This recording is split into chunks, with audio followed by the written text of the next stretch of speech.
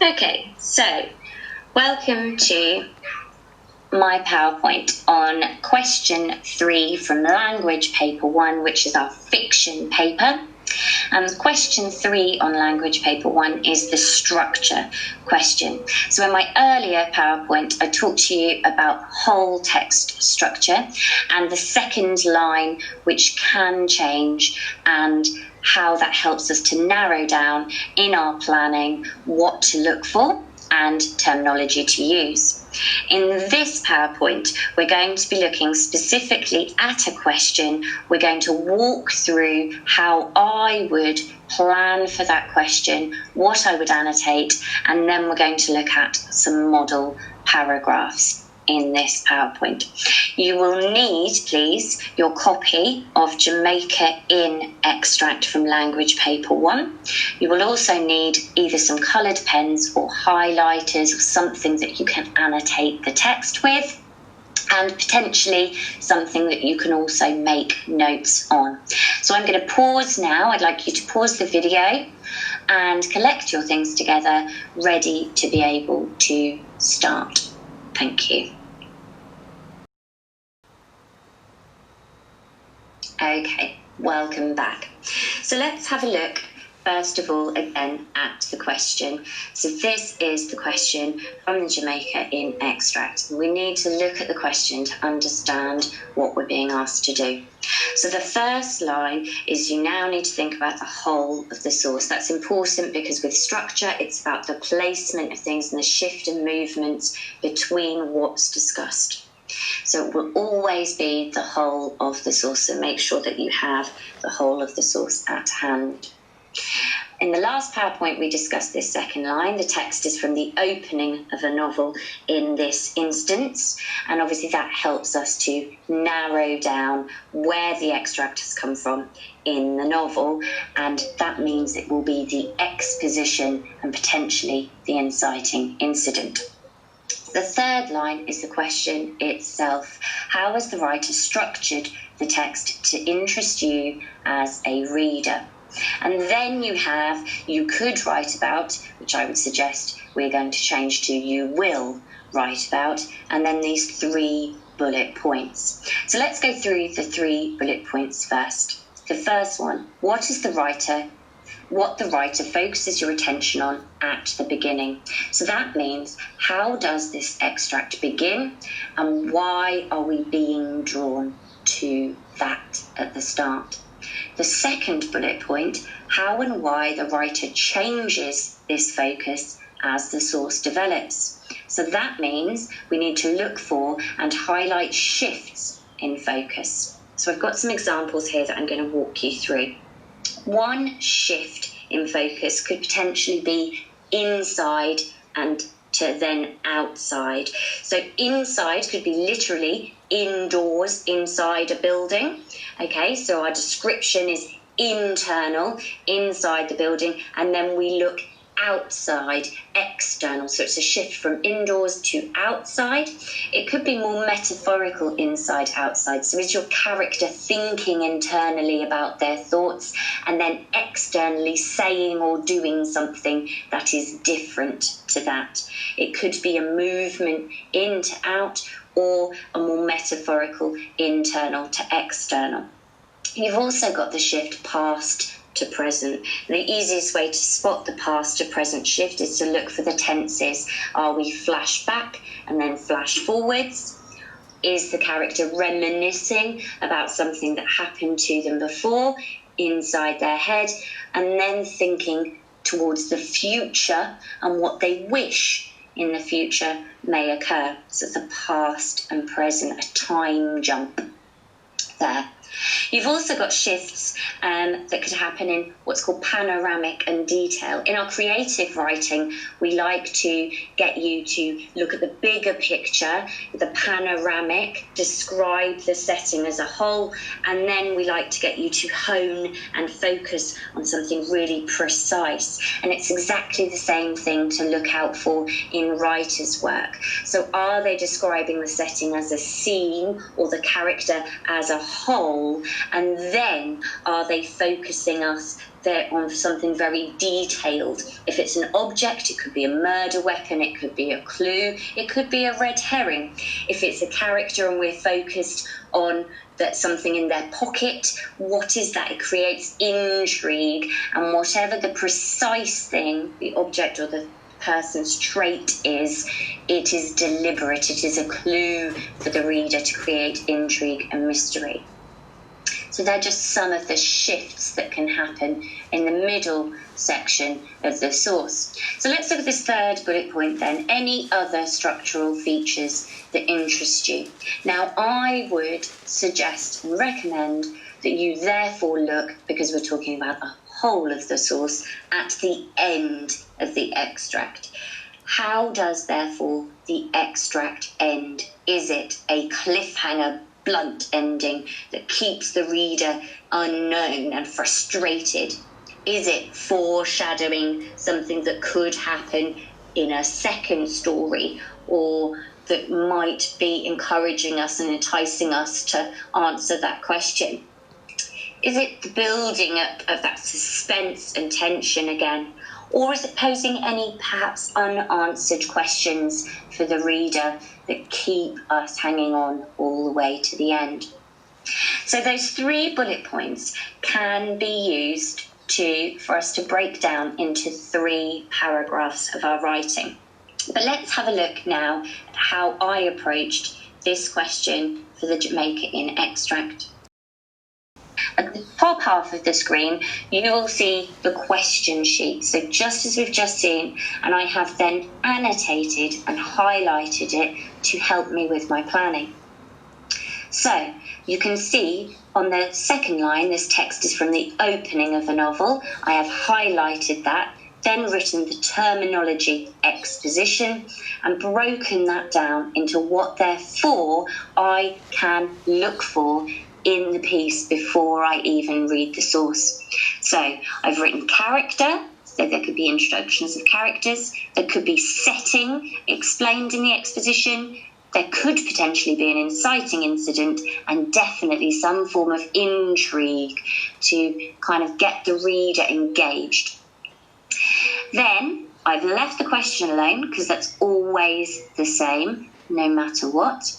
But I have annotated this 4th line, and I've removed the word could and written will, because I'm going to use these bullet points as instructions to follow like a checklist.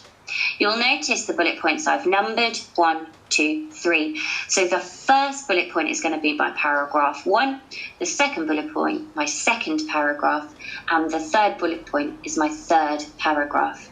So I've separated those out. I've highlighted the word attention at the beginning in the first bullet point, because that's what I'm going to focus my first paragraph on, the first chunk of writing in the source. The second bullet point, my second paragraph, is going to be where the focus changes. And so I've given myself, again, some nice reminders of what to look for. I'm going to look for shifts and patterns in the text, inside, outside, past and present, and big, that panoramic or detail. And then the third bullet point, I've highlighted and added a word, end. So when it says any structural features that interest you, I am going to focus my third paragraph on the end. I would like you now, please, to pause again and annotate your own version of the question for Jamaica in, like I have done. Thank you.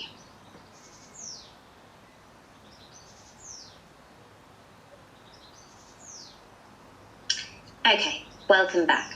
You'll see on the second half of the screen under the blue line, I've now started to annotate the paper, the source itself. Now, this is a good thing for you to do because there will always be some information outside of the extract itself that they give you to help you. If there is anything written, it is there to assist you. So you can see I have highlighted and annotated this kind of bonus information that we've been given above the source itself. It says, this extract is from the opening of a novel by Daphne du Maurier.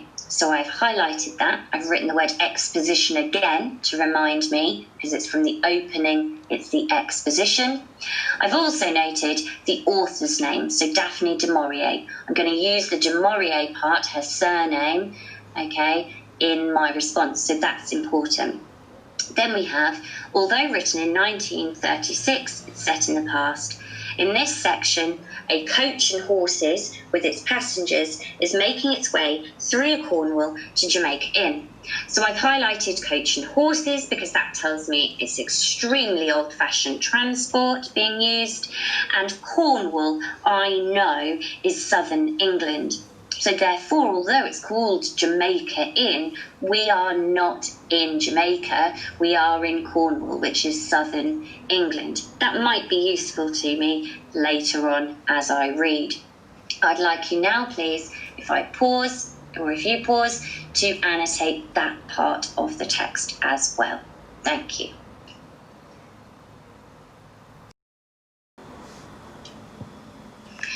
Okay. Welcome back. So let's have a look at the source itself.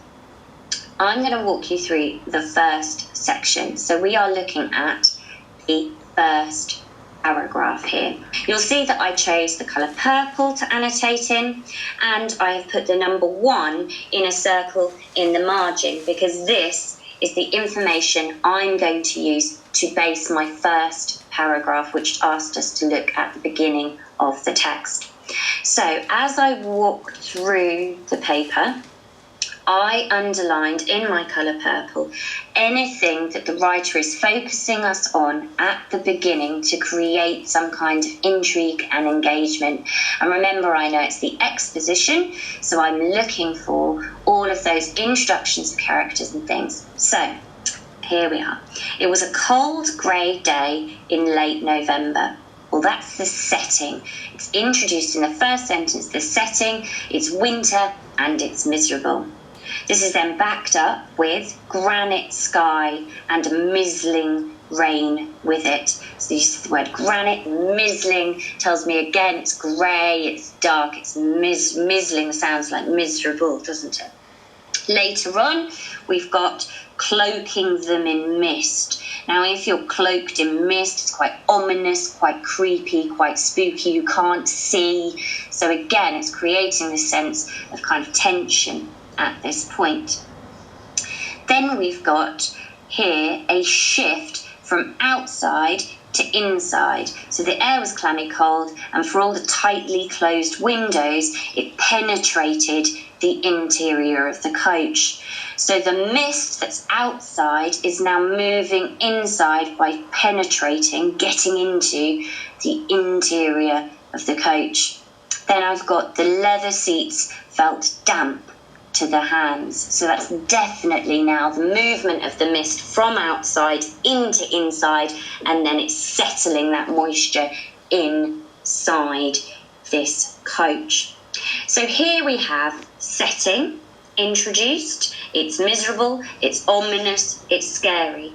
Then this weather, this setting, this pathetic fallacy that's setting this tone moves inside from outside to the coach, attacking almost whoever might be inside. Notice we don't have yet any characters introduced, but we know that there must be someone in there that's experiencing this really negative atmosphere. Okay, I'd like you to pause, please, and highlight and annotate that first paragraph.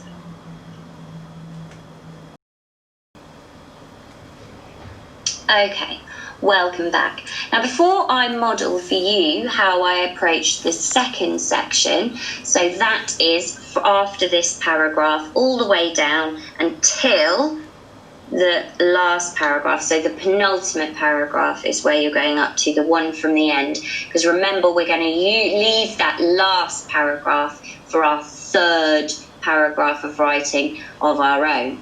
So from the second paragraph to the penultimate, the one from the end, I'd like you to have a go now by pausing here and looking through for, remember, shifts inside outside, introductions of character or changes in character and how they're described, shifts again from past to present, and perhaps big picture narrowing down to precise pictures. So introductions of characters, shifts inside outside, shifts past and present, and potentially again shifts from larger picture to narrowed down smaller picture.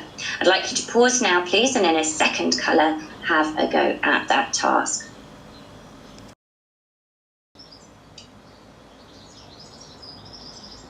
Okay, welcome back.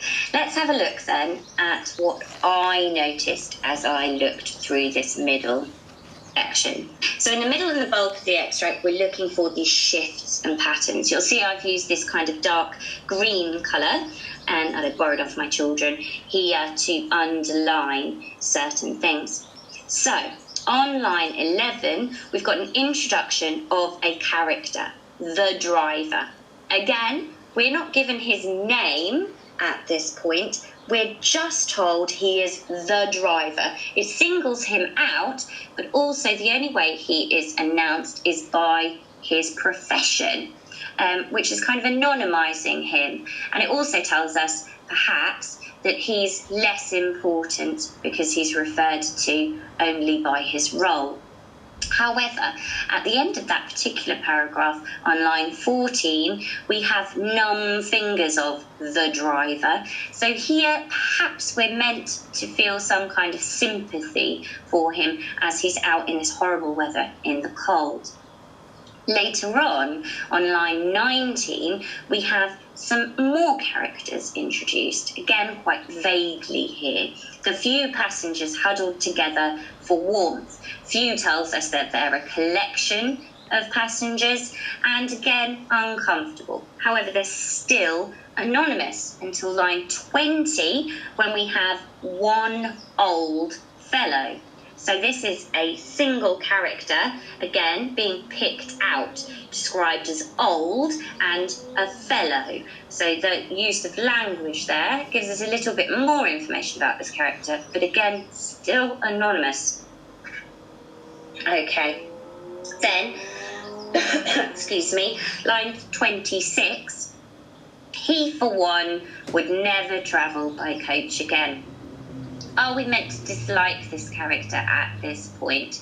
We're not endeared to him. His rude behaviour towards the driver and thrusting, okay, upsets us as readers potentially. So we've got no sympathy necessarily for him at the minute. So therefore we discard him. Later on line 31, we have another character introduced, his nearest neighbour. A jovial, red-faced woman in a blue cloak.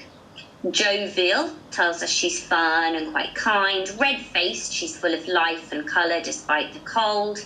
In a blue cloak is a bit more description about what she looks like. However, she's still not named to us. And this is creating intrigue. Is this character important? She sounds more important than the last two, and yet there's still this anonymous curiosity. They're minor characters at this point. On the next slide, I'm going to look at just the top half, please, because we're going to look at section 3 together in a moment. So, look, on the second page, Mary Ellen.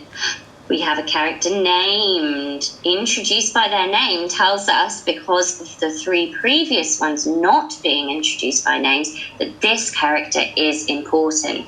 That therefore foreshadows that she is the protagonist at this point and singles her out. Also, we have in this penultimate paragraph, as it ends, she brushed away with impatient fingers. Why is she important at this point? The rain is trickling through and she is just discarding it really with impatient fingers. Why is she impatient? What is she anxious or eager to do? So it's created intrigue at the end about this singled out protagonist character who is named. This then helps us to distinguish her from the rest, and there's a shift. Right. So, make sure you pause there and get down some of those clues, please. I'll pause now and then we'll look at the final section.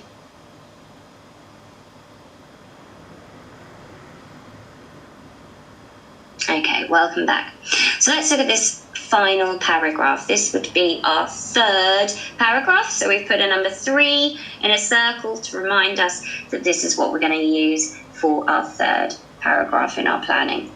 So, things I've noticed. We've got here that momentary trace of lost blue heaven. The word lost tells us that it's gone. This blue heaven that she's looking back at and thinking back to is lost. That's foreshadowing that it's gone forever. Oh dear, that doesn't sound very positive again. So we're talking about past positive weather that is now lost. We've also got mantled Helford yesterday. So Helford, with this capital H, we can guess is where she has come from. So we're looking from the past to the present. Yesterday reinforces that it was the past. Why did she leave Helford and its lost blue heaven yesterday? Then we have a forerunner of future. Oh, she wants good luck in the future. It's about, we've gone from the past now to the future. It's a shift in time and what she would like to happen. She would like good fortune. She wants this good luck, this blue sky to give her a symbol of hope that can happen in the future in this depressing, miserable environment. We've also got the shift in weather described, so that misery of the current situation and the glorious golden blue heaven that was in her past as well. So there's a lot of shifting going on. We've also got to focus on her thoughts and her desires inside her mind here. So at the beginning of this paragraph, she sat with her chin cupped in her hands and her eyes fixed on the window. It's very external, the description of her character, about what she sees and what she's doing. And then we move to the end of this paragraph into her internal thoughts and desires and dreams. Lots of shifts, therefore, going on in this final paragraph. I'd like you to pause again, please, and annotate this final paragraph with your ideas. Okay, welcome back. So let's have a recap before we start to model a response. So the first paragraph is going to be about the beginning paragraph of our extract. So we're going to discuss what the writer draws our attention to at the start of the extract and explain why they have done this. Our second paragraph is going to be the middle of the extract. So any shifts in focus. We're going to discuss the shifts as we move through the extract. Why they happen, what does it suggest or tell or make the reader think or feel. And in our final paragraph, we are going to discuss the end of the extract, what the writer leaves the reader with and why. Any questions that we have at the end. Can you make a note of that for your planning now, please? Okay, so here is my first paragraph that I have written based on our notes. I'm going to read it through to you and then we're going to pick out what we've done that is successful in this paragraph. So, at the start of the extract, from the exposition of Jamaica Inn, Du Maurier has introduced the reader to the setting of the novel. In the first sentence, we are informed that it is a cold, grey day in late November. This makes the reader get an instantly ominous feeling through the use of the unappealing weather. As we move through the first paragraph, the writer then intensifies this feeling by introducing further deteriorations of cloaking mist and mizzling rain, making the atmosphere even more depressing and sinister. The weather then begins to shift from outside of the coach to inside as it penetrated the interior, suggesting that it brings this depressing atmosphere inside the coach and inflicting it onto the travellers inside. This creates sympathy for the as yet unknown characters, foreshadowing their discomfort and making us feel sorry for them and their situation, but also curious as to why they would travel in such horrid weather at this time of the year. So, that's my model paragraph for this first section based on our notes. Let's have a look at what is effective and what we needed to include to make it that way. So first of all, these are all the points that I've made about the structure or the use of my terminology. So in the first line, the word exposition is used. If we've learnt this terminology, we may as well use it. Introduced is also terminology. An introduction to the reader of something, in this case setting, is again making a point. First sentence here is important. You can be specific about where this comes from in the text. Move through shows that you're talking about some passage of time through the paragraph. Introducing, again, more terminology, more points. Shift, the word shift is terminology. From outside to inside shows that you've recognised that transition. And finally, more terminology, the word foreshadowing, so that's hinting about what is to come in the future. So there are the points that I've made and used terminology to support. Next, let's look at my explanation of the effect of the structure on the reader. So we've got, it makes the reader get an instantly ominous feeling. So it gives the reader this scary feeling. Then it intensifies the feeling. Then later on, creates sympathy.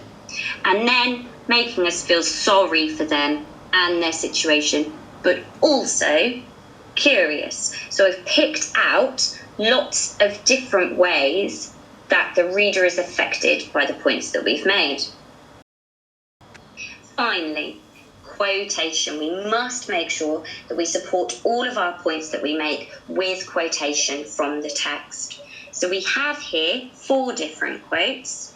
Notice some of different lengths. So a cold grey day in late November, cloaking, mizzling rain, and penetrated the interior. Notice as well that I haven't included big lengthy quotations, but instead just selected single words that support the points that I've made. And I've inserted those into the middle of my sentences for clarity and cohesion. So let's have a look, all of these put together. And it will show you that there is a nice balance of the 3 things. So the points in yellow, supported by quotation in purple, and then effect on reader comes after in green. Everything, therefore, is supported, making this a nice, cohesive paragraph. Okay, let's have a look now at the second paragraph. So here I have written the second paragraph about the middle part of the extract. In the next few paragraphs, we are introduced to characters inside and outside the coach. The driver is outside and introduced only by name of his occupation, showing that he is deemed inferior to the other characters. This is especially highlighted when one old fellow opens the window and cursed him for his driving. This character and a jovial red-faced woman in a blue cloak are still only described by their appearance, and though their actions are described, we are not told their names, which makes them seem trivial and secondary. In the penultimate paragraph, we are finally introduced to a character by name, Mary Yellow. This instantly creates intrigue for the reader and signifies that she is a person of interest, perhaps even our protagonist. The use of her full name marks her out from the rest and determines her as more important to the reader, creating curiosity and demanding our attention. I would like you to pause now, here please, and notice which parts of the text make points and use terminology about structure, which points use the quotations. Okay, you could use different colours to make notes on this. And finally, the effect on the reader in this example paragraph. So points in one colour and terminology, quotes in a second colour, and thirdly, effect on the reader.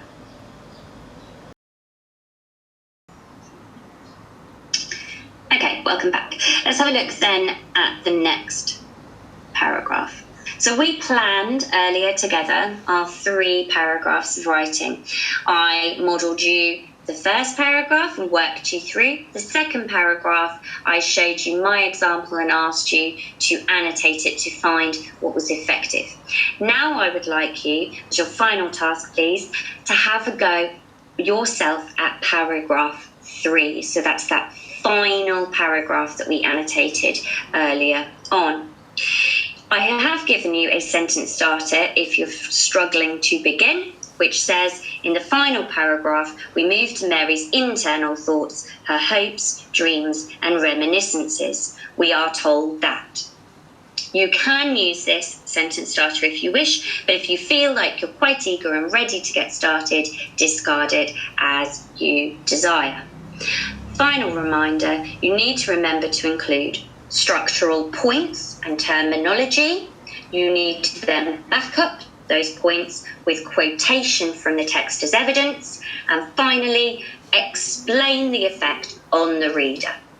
And I would like you please to submit that final 3rd paragraph to your teacher via email or upload to Google Drive when you have completed it. Many thanks.